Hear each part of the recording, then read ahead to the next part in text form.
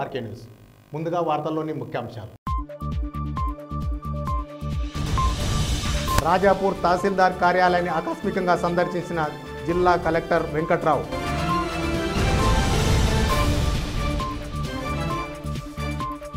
నియోజకవర్గంలో ఉన్న ప్రజలకు నిరంతరం అందుబాటులో ఉండి ప్రజాసేవ చేయడమే నా లక్ష్యం. నారాయణపేట ఎమ్మెల్యే రాజేందర్ రెడ్డి.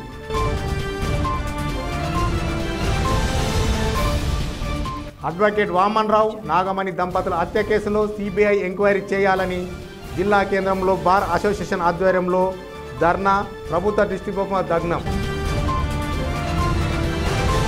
పెద్దపల్లిలో వామన్ రావు నాగమణి దంపతుల హత్య కేసులో సిబిఐ ఎంక్వైరీ చేయాలని, ఫాస్ట్ ట్రాక్ కోర్టులను ఏర్పాటు చేయాలని బార్ అసోసియేషన్ ఆధ్వర్యంలో జిల్లా కేంద్రంలోని కోర్టు ఆవరణలో ధర్నా నిర్వహించిన ప్రభుత్వ దిష్టిబొమ్మను దహనం చేసిన లాయర్లు.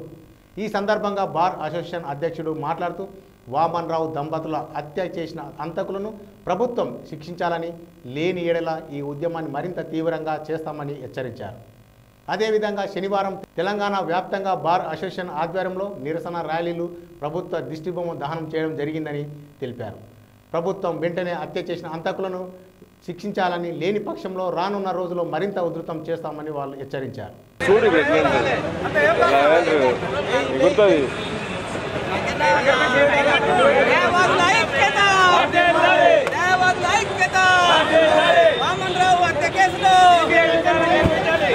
చెప్తే వినరు, ఏం కాదు అంటారు.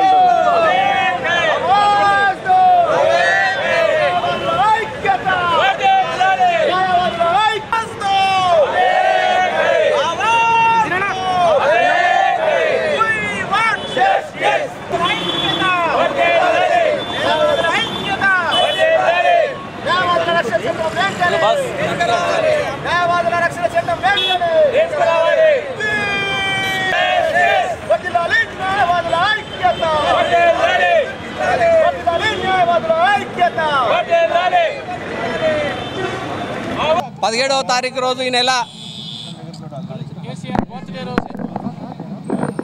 హైకోర్టు న్యాయవాదులు వామన్ రావు గారు, అదేవిధంగా వారి శ్రీమతి నాగమణి గారిని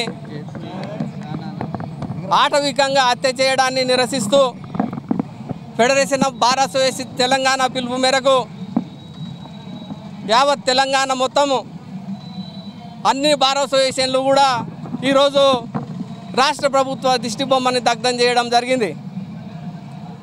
ఏదైతే న్యాయం కొరకు, ధర్మం కొరకు పోరాడుతున్నటువంటి న్యాయవాదులనే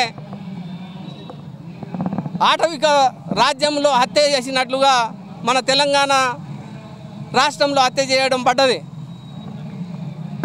మరి తెలంగాణ రాష్ట్రం వస్తే అందరం కూడా సంతృప్తి పడ్డాం, అందరూ కూడా ప్రశాంతంగా జీవిస్తారు, అన్ని వృత్తులలో కూడా ఎవరు వృత్తి వాళ్ళు చేసుకుంటూ ప్రశాంత జీవితం గడుపుతారని అనుకున్నాం.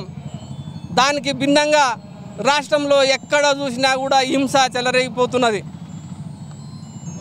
ఏదైతే మొన్న జరిగిన ఈ హత్యలు ఈ రాష్ట్ర ప్రభుత్వం హత్యలుగానే ఫెడరేషన్ ఆఫ్ బార్ అసోసియేషన్ భావిస్తున్నది.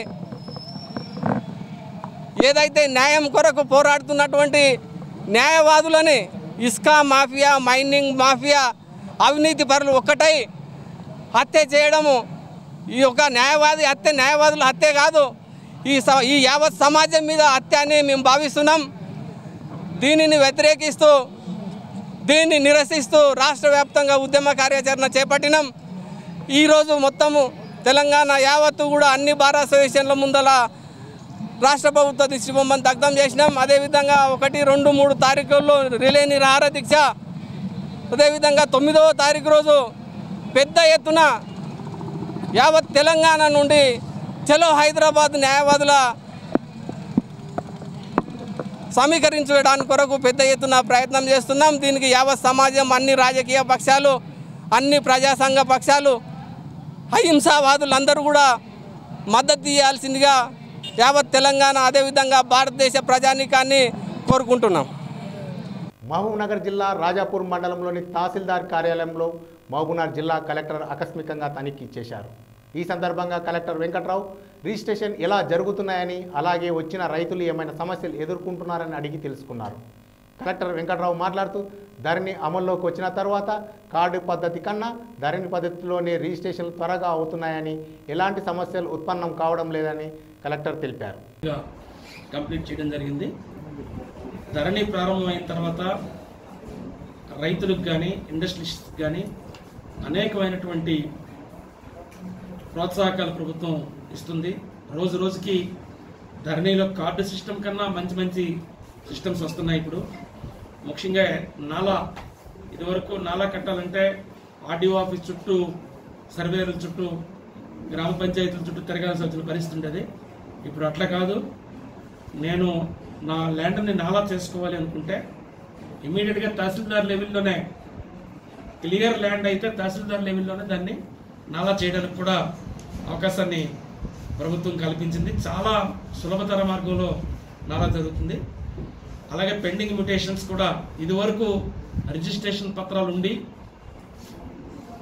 వాటిని ధరణిలో రాని పక్షంలో కలెక్టర్లకి ఆప్షన్ ఇస్తూ వాళ్ళు మీ సేవలో నమోదు చేసుకుంటే వెంటనే, మీ సేవలోనే కాదు వాళ్ళ మొబైల్లో కూడా చేసుకోవచ్చు, నమోదు చేసుకుంటే దాన్ని వెంటనే జిల్లా కలెక్టర్ లాగిన్లో ఏ రోజుకు ఆ రోజే మేము ఎన్ని వస్తే అన్ని విచారణ చేసి మిగతా డేటాతో సరిపోల్చి వెంటనే క్లియర్ చేస్తున్నాం. కాబట్టి ఇమీడియట్గా వాళ్ళకి SMS వెళ్తుంది, మీది క్లియర్ అయింది కాబట్టి మీరు స్లాట్ బుక్ చేసుకొని మీరు మ్యూటేషన్ చేసుకోండి.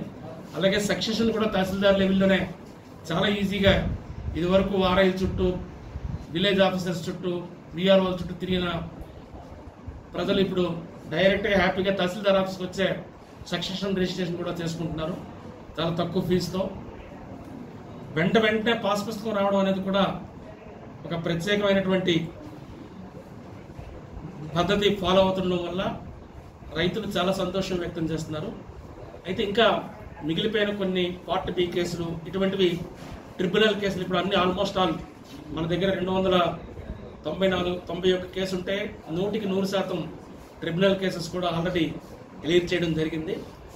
కొన్ని పార్ట్ బి కేసులు, కొన్ని ఇంటర్నల్ డిస్ప్యూట్స్, సక్సెషన్ డిస్ప్యూట్స్, ఇటువంటివి కొన్ని డిఎస్ పెండింగ్ ఉన్నాయి. వాటికి కూడా అతి త్వరలో ఆప్షన్ వస్తుంది.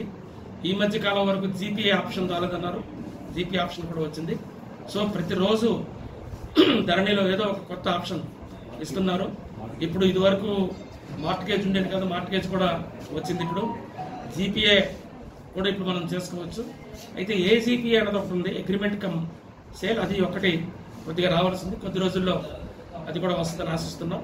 సో లిటిగెంట్ పబ్లిక్కి ఏ రకమైన ఇబ్బంది లేకుండా ధరణిలో చాలా వరకు అన్ని ఆప్షన్స్ ప్రభుత్వం ఎప్పటికప్పుడు అప్డేట్ చేస్తుంది.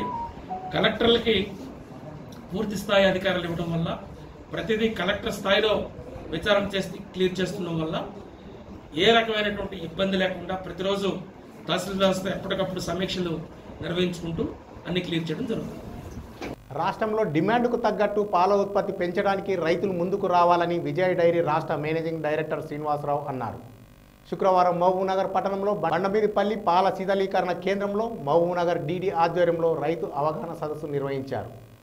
ఈ సందర్భంగా విజయ డైరీ ఎండీ మాట్లాడుతూ ప్రభుత్వ విజయ డైరీకి పాలను పోస్తున్న రైతన్నకు అండగా నిలిచి రాయితీలు, ప్రోత్సాహకాలు అందిస్తుందని తెలిపారు. ప్రభుత్వ సంస్థ విజయ డైరీపై నమ్మకాన్ని పెట్టుకొని రైతులు పాల ఉత్పత్తి పెంచాలని కోరారు. లీటర్ పాలపై 4 రూపాయల చొప్పున ప్రభుత్వం అందిస్తున్న ప్రోత్సాహక నగదును ప్రతి నెల రైతు ఖాతాలో జమ చేయడానికి సిద్ధంగా ఉన్నామని ఆయన తెలిపారు.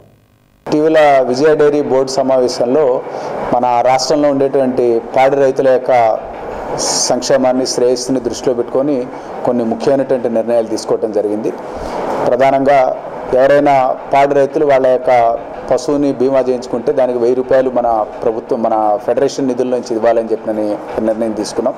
అదే కాకుండా మన ఫెడరేషన్ ఇచ్చేటువంటి దాణాకి 300 రూపాయలు సబ్సిడీ అందరికి ఇవ్వాలని చెప్పినని, ఎందుకంటే దాణా ఖర్చులు అనేటువంటి రైతుకు బాగా పెరిగినాయి అనేటువంటి దాని ఉద్దేశంలో పెట్టుకొని, అట్లనే రైతులు ఎవరన్నా ఇంకా వాళ్ళంతటి వాళ్ళు పశువులను కొనుక్కుండేటట్టయితే ఒక 10,000 రూపాయలు సబ్సిడీగా మనం ఆ బ్యాంకు రుణాన్ని మన ఫెడరేషన్ నుంచి చెల్లించేటట్లుగా ఒక నిర్ణయం తీసుకున్నాం.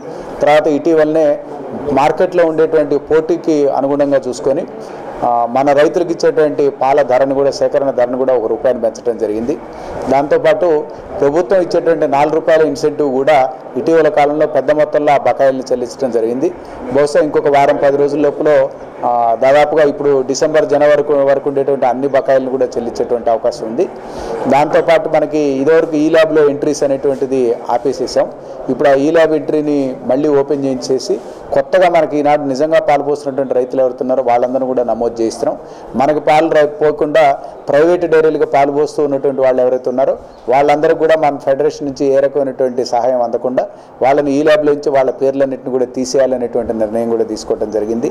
మరి ఈ సందర్భంగా ఈ తీసుకున్నటువంటి నిర్ణయాలన్నీ కూడా రైతులకి క్షేత్రస్థాయిలో చేరుతున్నాయా లేదా, రైతులకు సంబంధించినంతవరకు దీని ప్రతిస్పందన ఏ రకంగా ఉంది, తర్వాత సహకార సంఘాలలో క్షేత్రస్థాయిలో గ్రామ స్థాయిలో ఏ రకమైనటువంటి సమస్యలు ఉన్నాయి పాడి రైతులకి, ఇంకా మనం ఫెడరేషన్ నుంచి కానీ ప్రభుత్వం నుంచి కానీ ఏం చేస్తే బాగుంటుంది. ఎందుకంటే ఈనాడు విజయ డైరీ ఆర్థికంగాను తర్వాత ఇటు మార్కెటింగ్ పరంగా కానీ బ్రాండ్ పరంగా కూడా మంచి పటిష్టమైనటువంటి స్థితిలో ఉంది. కాబట్టి వీళ్ళకి ఏం చేయాలనేటువంటి మనం క్షేత్రస్థాయిలో వెళ్తేనే తెలుస్తాయనేటువంటి విషయాన్ని దృష్టిలో పెట్టుకొని ఈనాడు మొత్తం రాష్ట్ర వ్యాప్తంగా కూడా ఒక నెలలో మొత్తం రాష్ట్రంలో ఉండేటువంటి అన్ని షెడ్లను తిరగాలనేటువంటి నిర్ణయం తీసుకున్నాం.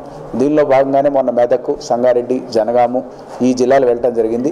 నిన్న కామారెడ్డి, నిన్న నాగర్ కర్నూలు జిల్లాలో జరిగాము. ఈరోజు మహబూబ్నగర్ జిల్లాకు రావటం జరిగింది. మరి మహబూబ్నగర్ జిల్లాలో కూడా పాల సేకరణకు సంబంధించినంత వరకు కూడా రైతులందరూ కూడా ఈనాడు ప్రైవేటు డైరీలకు రైతులు, మన డైరీకి సంబంధించినటువంటి రైతులు ధరలకు సంబంధించి మాట్లాడటం జరిగింది. మరి వాళ్ళ ధరలతో మన ధరలు పోలిస్తే ఏ రకంగా ఉన్నాయి, ధరతో పాటుగా మనం ఇచ్చేటువంటి ఇతర సేవలు ఏ రకంగా ఉన్నాయి, వాటికి ఎంత ఇది వస్తుంది అనేటువంటిది కూడా వివరించడం జరిగింది. మరి దాంతో ఇక్కడ కూడా మనం రైతులందరినీ కూడా కనీసం ఇంకొక 5-6 వేల లీటర్లు అన్నా సరే ఒక నెల రోజుల లోపల పాల సేకరణ పెరగాలనేటువంటి ఒక లక్ష్యాన్ని మన డీడీకి తర్వాత మన సంఘాల అధ్యక్షులకు కూడా ఇవ్వటం జరిగింది. తర్వాత ఇక్కడ మనం వేరే జిల్లాలలో కాకుండా ఇక్కడ ఒక పెక్యులర్ పరిస్థితి ఏంటంటే ఇక్కడ ఏజెంట్ వ్యవస్థలాగా ఉంది. సహకార సంఘాలు అంతా పటిష్టంగా లేవు. కొన్ని సందర్భాల్లో ఒక పెద్ద ఆదిరాల, మిడ్జిల్ లాంటి కొన్ని 2-3 ఏరియాలు తప్పితే మిగిలినటువంటి ప్రాంతాల్లో సహకార సంఘాలు లేవు. ఆ విషయాన్ని కూడా గుర్తించాం. అక్కడ కూడా సహకార సంఘాలను బలోపేతం చేసి వాళ్ళకు కూడా సహకార సంఘాల యొక్క స్ఫూర్తి అనేటువంటిది తీసుకొని వచ్చి వాళ్ళకి దీర్ఘకాలంలో రైతుకి మనం ఉపయోగపడేటట్లుగా వ్యవస్థలను ఏర్పాటు చేయడానికి ప్రయత్నం చేస్తున్నాం. నారాయణపేట నియోజకవర్గంలో ఉన్న ప్రజలకు నిరంతరం అందుబాటులో ఉండి ప్రజాసేవ చేయడమే లక్ష్యం అని నారాయణపేట ఎమ్మెల్యే రాజేందర్ రెడ్డి తెలిపారు. శుక్రవారం కోయిల్కొండ మండలంలో ఉన్న సిరి వెంకటాపూర్ గ్రామంలో టీఆర్ఎస్ పార్టీ సభ్యత్వ నమోదు కార్యక్రమం ఎమ్మెల్యే సమక్షంలో నిర్వహించారు. కోయిల్కొండ మండలానికి సాగునీరు తీసుకువచ్చి బీడు భూములను సస్యశ్యామలం చేస్తానని ఎమ్మెల్యే హామీ ఇచ్చారు. అంతకుముందు టీఆర్ఎస్ పార్టీ సభ్యత్వ నమోదు ఎమ్మెల్యే చేయించుకున్నారు. ఈ కార్యక్రమంలో ఎంపీపీ శశికళ, జెడ్పీటీసీ విజయభాస్కర్ రెడ్డి, వివిధ గ్రామాల సర్పంచులు, ఎంపీటీసీలు, టీఆర్ఎస్ పార్టీ ముఖ్య నాయకులు తదితరులు పాల్గొన్నారు. అందరికీ తెలుసు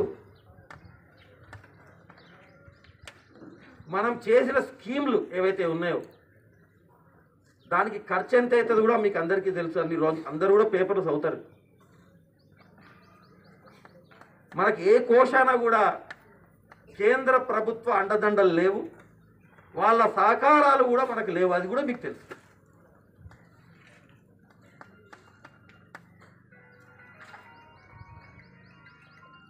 ఎప్పుడైతే ఒక సంవత్సరం దాంట్లో వెళ్ళిపోయిందో మీకు అందరికీ తెలుసు. మళ్ళా ఎమ్మెల్యేకు సిడిపి ఫండ్ కూడా లేకుంటే ఫస్ట్ ఇయర్లో. రెండో సంవత్సరం ఏదైతే బడ్జెట్ పెట్టిండ్రో 2020-21 బడ్జెట్ మన పోయిన సంవత్సరం మార్చిలో 7 తారీఖు మనకు బడ్జెట్ స్టార్ట్ అయిందో అప్పుడు చెప్పిండు సారు, అయ్యా మనము 50 ఏళ్ళకి నిండిన వాళ్ళకి అందరికి పెన్షన్ ఇస్తామన్నాం. ఈ డబుల్ బెడ్రూమ్లు మన ఎలక్షన్లో చెప్పినాం. ఎందుకంటే మన ఎలక్షన్లు అందరికి చెప్పినాం. మనం ఎవరికైతే జాగా ఉందో, సొంత జాగా ఉండి ఇల్లు లేదో అర్హులు ఉన్నారో వాళ్ళకు కూడా మనము పైసలు ఇచ్చి వాళ్ళని కట్టుకోవాలని మనం చెప్పినాము. అది కూడా మన బడ్జెట్ అప్పుడు లాస్ట్ టైం చెప్పినాం. తొలగించిన చోటే అంబేద్కర్ విగ్రహాన్ని ప్రతిష్ఠించాలని డిమాండ్ చేస్తూ నారాయణపేట జిల్లా మద్దూరులో దళిత సంఘాల ఆధ్వర్యంలో ధర్నా నిర్వహించారు. రేణివట్ల గ్రామంలో ఇటీవల దళిత సంఘాల ఆధ్వర్యంలో అంబేద్కర్ విగ్రహాన్ని ప్రతిష్ఠించారు. అయితే అంబేద్కర్ విగ్రహాన్ని వేరే చోట ప్రతిష్ఠించాలని అగ్ర వర్ణ కులాలకు చెందిన కొందరు వ్యక్తులు ఆ విగ్రహాన్ని తొలగింపజేశారు. దీంతో ఆగ్రహానికి గురైన దళిత సంఘాలన్నీ ఏకమై శుక్రవారం నాడు మద్దూరు మండలం కేంద్రంలో అంబేద్కర్ చౌరస్తాలో ధర్నాకు దిగారు.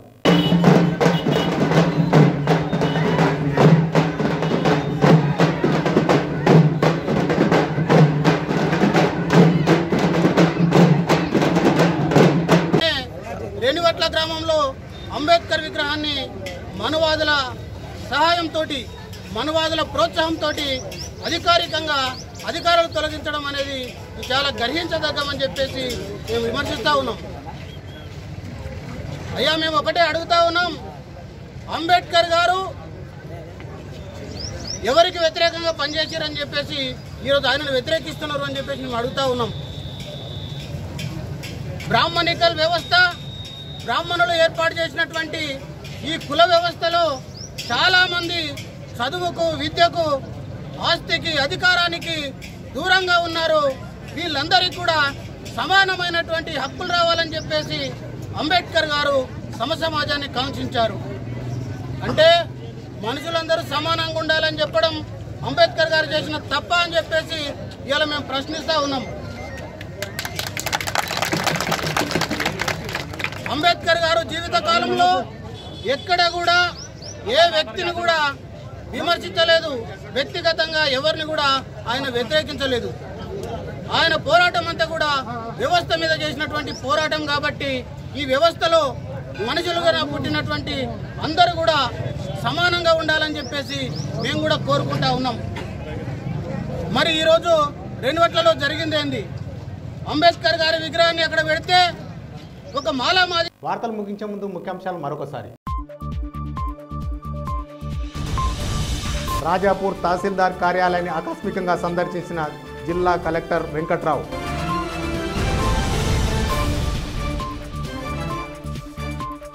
నియోజకవర్గంలో ఉన్న ప్రజలకు నిరంతరం అందుబాటులో ఉండి ప్రజాసేవ చేయడమే నా లక్ష్యం. నారాయణపేట ఎమ్మెల్యే రాజేందర్ రెడ్డి.